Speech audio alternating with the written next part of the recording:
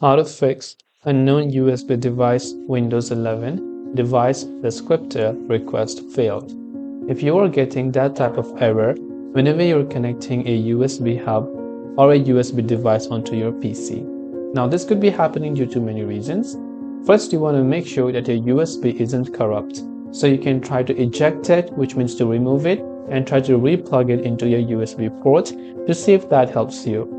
You might also have multiple different USB ports on your laptop or computer, so you can try to use different USB ports if one doesn't work well. Now what we can try to do is simply open up our search bar and go to Device Manager and open it up. Once you open Device Manager, you will see these options. At the bottom, you will be able to see the USB controllers. So depending upon where you're getting that particular issue, you want to right click on it and click on Update Driver.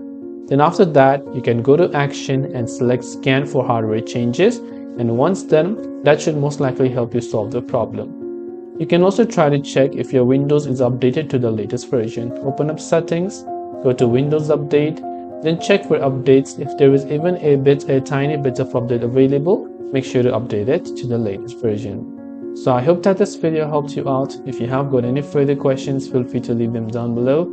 Thanks for watching till the very end of this tutorial, and see you soon as always in the next video.